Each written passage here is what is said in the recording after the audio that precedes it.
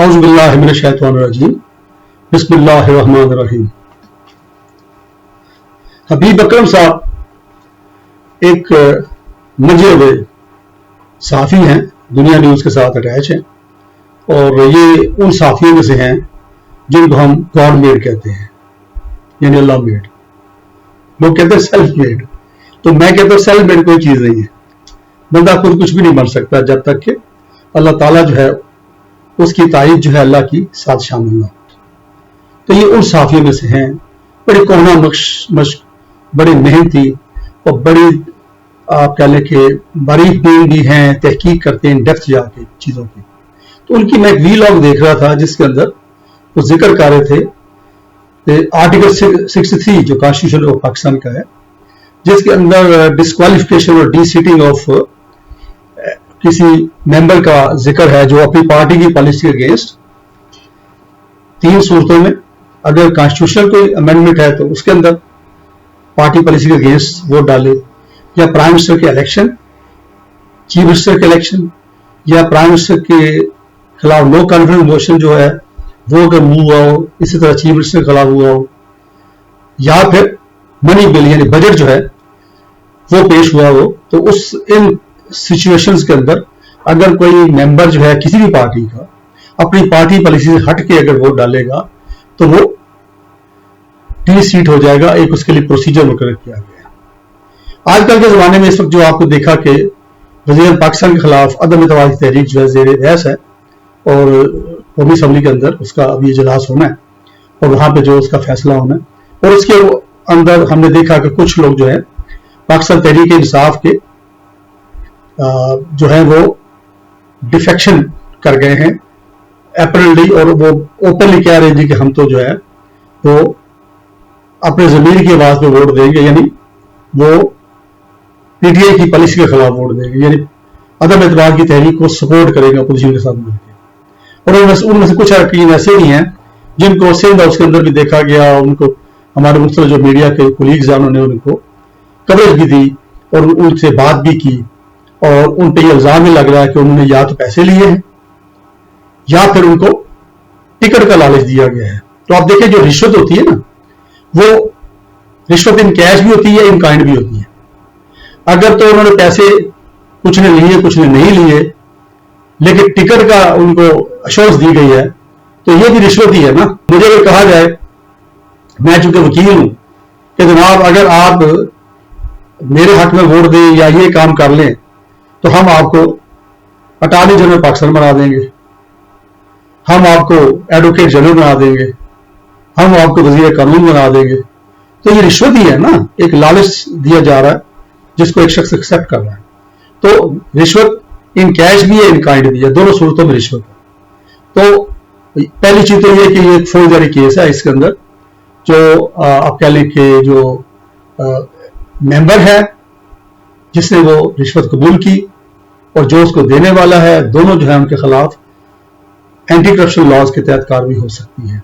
और फिर इसके साथ साथ वो जो पैसे दिए गए वो कहां से आए, तो ये डोमेन एफबीआई का भी आ जाता है और नैब का भी आ जाता है कि भी आपके ये जो पैसे हैं ये कहां से आपको मिले, क्या आपको लीगल सोर्स था, अगर आपके पास ये पैसे थे तो उसके ऊपर क्या आपने टैक्स दिया होगा कि नहीं दिया होगा, वगैरह वगैरह। और अगर वो गवर्नमेंट के किसी फंड से पैसे निकाल के दिए गए तो वो भी नैब का केस आपके सामने है।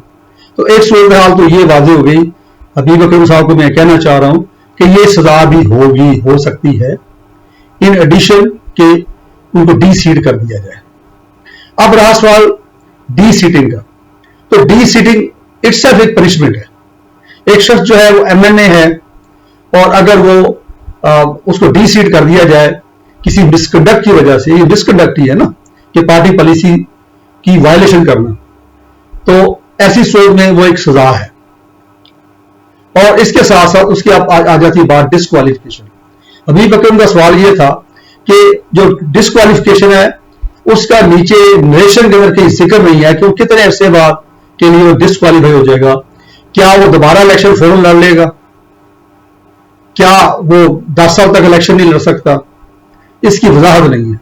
तो उसमें जब ऐसी सिचुएशन बनती है तो फिर हम जाते हैं प्रेसिडेंट के ऊपर, यानी آپ کہہ لیں کہ اس کے ملتے جلتے معاملات میں کیا ہوتا ہے. اب اگر ہم سول سروسز ایکٹ کو لے لیں, سول سروس ڈسپلن رولز ہیں وہ بھی لے لیں, ان کو اگر دیکھیں تو کوئی بھی اگر سول سرونٹ جو ہے, سرکاری ملازم جو ہے, اگر اس کو سرکاری ملازمت سے ڈسمس کر دیا جائے, یعنی انہیں کو ڈی سیٹ کر دیا جائے, ڈسمس کر دیا جائے, تو ایسی صورت میں ایک سزا تو اس کو وہ ملے گی کہ وہ سروس سے نکل گیا, ٹھیک ہے, اس کی تنخواہ بند ہو گئی اور وہ گھر بیٹھ گیا. دوسرا اس کے اوپر قدرن یہ ہے کہ وہ پھر ساری عمر جو ہے کوئی سرکاری ملازمت نہیں کر سکتا, کوئی سرکاری عہدہ قبول نہیں کر سکتا, تو یہ ڈسکوالیفیکیشن ہے. تو اگر اس کو ہم اس سے ملائیں, کیونکہ جو رکن اسمبلی ہوتا ہے وہ پبلک سرونٹ تو ہوتا ہے نا, ان کو ہم سرکاری ملازم نہیں کہتے لیکن پبلک سرونٹ تو ہے وہ, اور پبلک سرونٹ جو ہے اگر وہ کسی مسکنڈکٹ کی وجہ سے, چونکہ مسکنڈکٹ ہی میں اس کو ٹریٹ کروں گا کہ پارٹی پالیسی کی وائلیشن کی جائے, یعنی یہ اسی طرح جیسے سول سرونٹ جو ہے کسی لافل آرڈر جو ہے اس کی وائلیشن کرے, یا کہ کوئی ان سے ریلیٹڈ جو پالیسی ہے گورنمنٹ کی ملازمین کے لیے اس کی وائلیشن کرے, تو وہ مس کنڈکٹ کہلاتی ہے. اسی طرح یہ بھی مس کنڈکٹ کے زمرے میں آ جائیں گے, یہ جو ایم این اے ہوں گے یا رکن اسمبلی ہوں گے, اور اگر یہ ڈی سیٹ ہو جاتے ہیں جیسے سرکاری ملازم ڈسمس ہو جاتا ہے, تو اسی طرح یہ بھی تاحیات ابھی تک جو میں سمجھ سکا ہوں یہ الیکشن کے لڑنے کے لیے نااہل ہو جائیں گے, جسے سرکاری ملازم جو ہوتا ہے تاحیات گورنمنٹ سروس دوبارہ نہیں کر سکتا. تو میرا خیال ہے کہ یہ جو سوال تھا حبیب اکرم صاحب کا وہ میں نے جواب دے دیا ہے, اور اس کے ساتھ ساتھ باقی کئی لوگوں کا بھی یہ سوال ہوگا اس کے اوپر.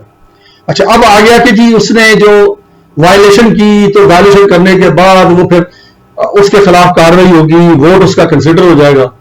اب ہم اس کو لا میں کہتے ہیں کہ جی کنسیکوینشل افیکٹ جو ہے اس کے ووٹ کی وجہ سے جو نیگیٹو کنسیکوینشل افیکٹ ہے وہ ہو گیا ہے. اگر اس کو ووٹ ڈالنے دیا جائے, اس کا ووٹ کاؤنٹ بھی کر لیا جائے, تو ایسی صورت میں کیا ہوگا, ایسی صورت میں وہ عدم اعتماد کی تحریک تو منظور ہو گئی, پرائم منسٹر اور کیبنٹ تو گھر چلی گئی, ٹھیک ہے نا, تو اس کا نقصان تو ہو گیا. اب یہ جو لیجسلیٹر ہیں جنہوں نے یہ امینڈمنٹ کی تھی کانسٹیٹیوشن کے اندر, جو کہ میاں نواز شریف نے پہلے کی تھی, پھر زرداری صاحب نے اس کو رہنے دیا 18ویں ترمیم میں, تو ان کا جو آبجیکٹو ہے یا جو اس کی اسپرٹ ہے وہ یہ تھی کہ ایسی میل پریکٹس سے روکا جائے.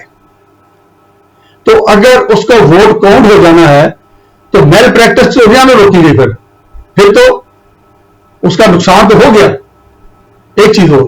دوسری یہ ہے جس کے اندر میرا حبیب اکرم صاحب جو دوست تھا انہوں نے ذکر کیا, لیکن میں اس کو مزید وضاحت کر دیتا ہوں کہ آپ دیکھیے کہ جب بھی کوئی شخص کسی جگہ پہ پایا جائے اور احتمال ہو, لگتا ہو کہ ایک جرم کرنے والا ہے, یعنی مثال کے طور پر ایک عام آدمی ہے, کلرک ہے, ٹیچر ہے یا کوئی اور ہے, اگر اس کے قبضے سے ڈھیر ساری چھریاں ملیں گی, ٹوکے ملیں گے, جبکہ وہ کسائی نہیں ہے, کساب نہیں ہے وہ, تو یہ سمجھا جائے گا کہ یہ کوئی انلیگل کام کرنے والا ہے, اس نے یہ جو چیزیں اکٹھی کی ہوئی ہیں اس سے وہ کسی سے کوئی جرم کرے گا اس سے. اسی طرح دیوار توڑنے کے آلات اور کٹر, الماریاں کاٹنے کے, لوہے جو تالے ہیں توڑنے کے جو آلات ہیں, اگر ایک عام آدمی جو ہے جو تالے بنانے والا نہیں ہے, جس کا شعبہ ہی نہیں ہے, ٹھیک ہے, یا جو گرلوں کا کام نہیں کرتا, جو کٹر کی اس کو ضرورت نہیں ہے, لوہے کی چیزیں توڑنا یا لاک کھولنا وہ اس کا پروفیشن نہیں ہے, اس کے پاس اگر اس کے اوپر جو استعمال ہونے والے ٹولز جو ہیں یا آلات ملیں گے تو یہ ظاہر کریں گے کہ یہ کوئی نہ کوئی یہ جرم کرنے والا ہے, چونکہ پروفیشنلی یہ کوئی اور شخص ہے, پروفیشنلی یہ دکاندار ہے, پروفیشنلی یہ کچھ اور کام کرتا ہے, اور یہ آلات بیچنے والا بھی نہیں ہے, یہ دکاندار ہوتا نہیں کہ دکانیں وہ بیچتی ہیں, تو یہ احتمال ہوگا تو اس کے خلاف پولیس کارروائی کرے گی. ایک تو یہ ہو گیا. اسی طرح اٹیمپٹ ٹو مرڈر ایک جرم ہے, آپ نے دیکھا ہوگا کہ ایک شخص نے اٹیک کیا, اٹیک اس نوعیت کا تھا کہ جس سے ہو سکتا ہے کہ بندہ مر جائے, اس کو ہم کہتے ہیں attempt to murder under Pakistan penal code. اب ایسی صورت میں بھی اسے اٹیمپٹ کی، بندہ مرا نہیں، ٹانگ پہ چوٹ لگی، کسی اور جگہ پہ لگی، لیکن بچ گیا، تو جرم اس نے کر دیا. اٹیمپٹ ٹو مرڈر کا کیس ہوگا، بڑا سخت کیس ہوتا ہے، وہ بہت بڑی سزا ہوتی ہے اس کے اندر. ٹھیک ہے نا. تو مقصد کہنے کا یہ ہے کہ آپ اسی چیز کو اگر ہم ادھر ریلیٹ کر لیں کہ ایک ممبر اسمبلی جو ہے وہ اوپنلی کہہ رہے ہیں کہ جی میں پارٹی پالیسی کے اگینسٹ ووٹ دوں گا کیونکہ میرا ضمیر جاگ گیا. ٹھیک ہے. کوئی اس کے اوپر الزام نہ لگایا جائے کہ پیسے لیے ہیں یا ٹکٹ کا لالچ دیا گیا ہے، تو اس نے اپنی جو رائے ہے وہ شو کر دی ہے، اس نے اپنا اندر شو کر دیا، اپنا جو انر جو ہے وہ شو کر دیا ہے کہ وہ جرم کرے گا. کون سا جرم؟ کہ آئین کی وائلیشن کرے گا. اور آئین کے اندر لکھا ہوا ہے کہ کوئی بھی ممبر اسمبلی جو ہے اپنی پارٹی پالیسی سے ہٹ کے یہ 3-4 صورتوں میں ووٹ ریکاسٹ کر سکتا. تو اس کا مطلب اس نے اعلان کر دیا کہ وہ آئین کو وائلیٹ کرے گا. یہ آئین کے ساتھ غداری ہے ایک طرح سے نا. اب وہ بربلا یہ کہہ چکا ہے، پریس کے سامنے بھی کہہ چکا ہے، اور پھر اس کے بعد وہ لابی میں بھی چلا جاتا ہے. اس میں جب اسمبلی کا اجلاس ہوتا ہے اور اس کی جو آپ کہہ لیں کہ ووٹوں کی گنتی کرنی ہے عدم اعتماد کی تحریک کے حق میں، تو ایسی صورت میں اس لابی کے اندر جس کے بعد اسپیکر کہے گا کہ جو لوگ جو ہیں اس عدم اعتماد کی تحریک کو سپورٹ کرتے ہیں وہ اس لابی میں جو دائیں طرف ہے یا بائیں طرف ہے وہاں اس میں چلے جائیں. اب وہ وہاں بھی چلا جاتا فزیکلی. تو اس نے کیا کیا؟ اٹیمپٹ کر دی ہے، اس نے اپنا ووٹ ڈال دیا ہے. یعنی اس نے جو کرنا تھا وہ کر دیا ہے. ووٹ ڈالنے کی ریکوائرمنٹ ہے اس لابی کے اندر جانا ہے جس کے اندر نیگیٹو ووٹنگ ہوئے گی پرائم منسٹر کے خلاف. اب وہ چلا گیا، اس نے اپنا کام کر دیا، ووٹ ڈال دیا. اب یہ سپیکر کی ذمہ داری ہے کہ وہ یہ دیکھے کہ بھی یہ اس کی وائلیشن تو نہیں ہو رہی آئین کی. اب اگر پارٹی کا کوئی عہدیدار یا اسپیکر اپنے طور پہ یہ محسوس کرے کہ مسٹر سو اینڈ سو جو وہاں پہ اس لابی میں چلے گئے ہیں وہ پارٹی پالیسی کے خلاف ووٹ ڈال رہے ہیں، اس کا مطلب وہ آئین کی وائلیشن کر رہے ہیں. ٹھیک ہے نا. تو ووٹ اس نے ڈال دیا، تو اسپیکر صاحب جو ہوں گے وہ اس کا ووٹ کنسیڈر نہیں کریں گے، اور باقی جو ایلیجیبل ووٹرز وہاں پہ موجود ہیں ان کے ووٹ کنسیڈر کر لیں گے.